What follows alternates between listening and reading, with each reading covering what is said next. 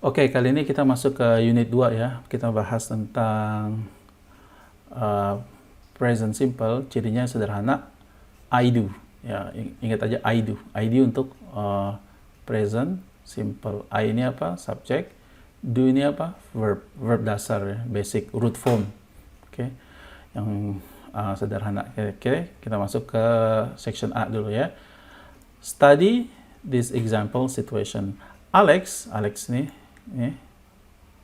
yang lagi berbaring nih, yang lagi tidur. Alex is a bus driver, but now he is in bed, asleep. He's not driving a bus. Dia tidak sedang mengemudikan sebuah bus.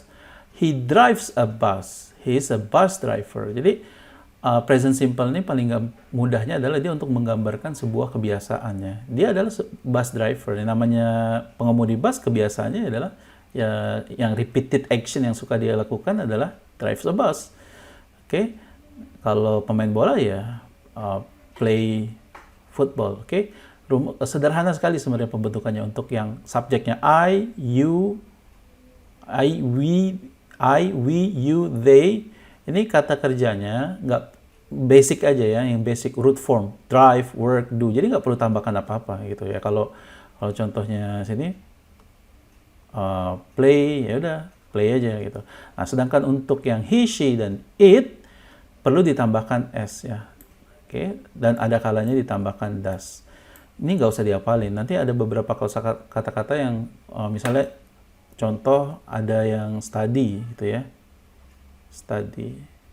Nanti ketika subjeknya he bukan study seperti ini, tapi dia nanti berubah jadi ini. Nah, ini kalau jadi i, kalau dibahas nanti panjang gitu. Pengecualian ini. Tapi sebenarnya dengan kita terekspos saja, lama-lama pun kita tahu. Ada beberapa misalnya contoh go, she go. Ini jadi kan basic aturannya kan ditambahkan s, tapi sebenarnya dia perlu es, jadi goes. Ini nggak usah dihafalkan, karena nanti semakin kita terekspos, kita baca, kita dengar kan, kita lihat oh go jadi goes, sama seperti do jadi does. Dan I think banyak orang yang paham bahasa Inggris, yang jago bahasa Inggris sekarang pun juga dia nggak menghafalkan ini ya. Kalau drives, works, do jadi does gitu ya. Itu natural aja nantinya ya. Oke. Kapan penggunaan present simple ini? Kita lihat ya. We use the present simple to talk about things in general. Ini kuncinya. Untuk membicarakan hal-hal yang sifatnya umum. Things in general. Hal-hal in general ya. We use it to say that something happens all the time or repeatedly. All the time ya. Kuncinya gini. Ini kalau kita lebih spesifik lagi, dia yang pertama adalah untuk sesuatu yang something happens all the time. Ya. Selalu lah kira-kira, atau bisa jadi repeatedly, yang rutin, berulang-ulang seperti itu ya. Atau yang kedua adalah or that something is true in general. Oke. True in general. Atau dengan kata lain ini adalah sebuah fakta. Oke, kita perhatikan contoh seperti nomor 1 ya. Yang nurse. Nurses look after patients in hospitals. Perawat-perawat menjaga atau merawat pasien-pasien di rumah sakit. Ini masuk ke kategori yang happens all the time atau true in general ya. Fakta. Ini masuknya ke sesuatu yang common kan, common things. Dia bisa true in general. Okay?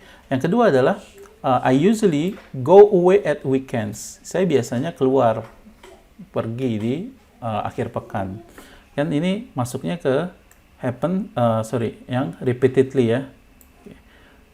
The earth, contoh berikutnya, the earth goes around the sun. Bumi mengelilingi matahari. Ini bukan sesuatu yang repeatedly ya. Kalau repeatedly berarti kadang bumi mengelilingi matahari, kadang enggak gitu. Hari ini mengelilingi, besok enggak. Ini masuknya ke kategori yang kedua adalah fakta, true in general. Dan berikutnya adalah cafe opens at 7:30 in the morning. Ini sesuatu yang happens all the time atau repeatedly. Kenapa? Karena ada kalanya dia nggak open di 7:30, mungkin kalau ada pemiliknya sakit, mungkin nggak buka kan, atau liburan kan. Tapi secara umum ya, things in general, dia buka jam 7:30, kafe. Oke, atau di beberapa negara mungkin ada kebiasaan, mungkin ada bukanya jam 9, atau ada yang buka jam 10. Oke. Nah, kenapa kafe ini pakai S? Karena kan kafe ya, it.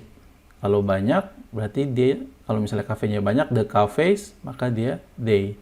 Dan kata kerjanya nggak perlu S, berarti they open aja. Oke. Ini juga I work, contohnya I work, they teach, tapi I work, tapi kalau untuk he, jadi he works. They teach, my sister teaches. Kenapa ada akhiran ininya? Karena my sister, she ya. Oke, sederhana sekali. Kita lanjut ke yang C. We use do atau does to make questions and negative sentence. Ingat, do ini atau does ini hanya digunakan untuk membuat bentuk pertanyaan dan negatif. Tapi ada kalanya nanti dia keluar juga di positif. Tapi nanti di bab-bab berikutnya kita akan belajar. Untuk sekarang ya. Contoh, ini I come from Canada. Where do you come from? I don't go away very often. Nah, kita fokus ke contoh yang rice doesn't grow in cold climates. Coba perhatikan contoh yang ini. Saya buat satu kalimat ya. Rice grow, ada S-nya. Kenapa? Karena rice ini kan it ya. Grows in hot climate. Oke, ini contoh kalimat pertama. Kalimat keduanya adalah rice doesn't grow in cold climates ya. Kalau yang pertama ini positif, yang kedua negatif ya. Yang pertama positive sentence ya. Rice grows in hot climate. Yang negatifnya adalah rice doesn't grow in cold climates. Oke. Di sini karena dia negatif, keluar dia dasnya. Tapi di positif ini kita lihat ini ada S karena subjeknya adalah it. Dan perlu diingat di sini nggak perlu pakai S lagi, ya, nggak perlu. Bukan rice doesn't grows in cold climates, oke? Ingat dia udah keluar dasnya sini. Bagaimana kalau bentuk pertanyaannya? Tinggal majukan aja dasnya ke depan. Jadi does rice, ya, misalnya, grow in bla bla bla bla gitu ya. Dan perlu diingat kalau does sudah keluar, ingat S-nya nggak boleh ada lagi di verb-nya. Oke. Kalau does-nya udah keluar seperti ini, S-nya nggak boleh ada lagi di verb-nya. Maka sama juga dalam bentuk pertanyaan. Does rice grow in hot climates, for example? Ini nggak boleh kita menggunakan S lagi di sini. Itu aja yang perlu diingat ya. Yang perlu diperhatikan adalah does atau do, dia hanya akan baru keluar ketika di kalimat negatif dan pertanyaan, bentuk pertanyaan. Nah, kalau dia I, you, Dewi, maka dia jadi dia do di sini ya, bukan does ya. Ini kenapa kita pakai does? Karena kan rice, it ya. Oke, seperti itu ya. Oke, yang D berikutnya adalah we use the present simple to say how often we do things. Ini sama sebenarnya kan, how often kan untuk menunjuk seberapa sering kan. Berarti kan mengindikasikan apa? Repetition kan. Seperti yang kita repetition ya, seperti kita bahas di atas tadi. Di sini adalah untuk menunjukkan happens all the time atau repeatedly. Oke, contohnya adalah I get up at 8 o'clock every morning. How often? Setiap pagi.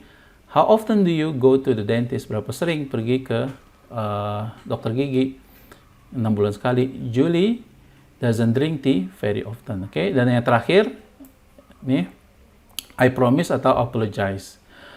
Sometimes we do things by saying something. For example, when you promise to do something, you can say I promise. When you suggest something, you can say I suggest. Jadi perhatikan aja untuk kata-kata berikut ini ya. Misalnya promise, apologize, minta maaf. Promise ini janji. Promise, suggest. Oke, apologize, advise, menyarankan, insist, memaksa, I agree, setuju, I refuse, menolak.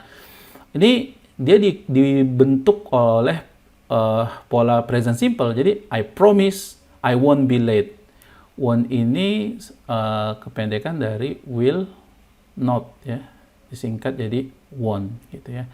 Saya berjanji saya tidak akan terlambat.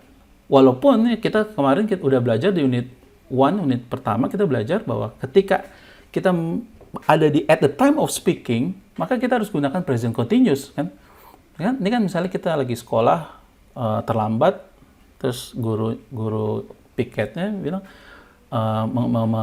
melarang kita untuk masuk gitu misalnya. Itu kan pada saat at the time speaking, kita janji pada saat at the times of speaking kan.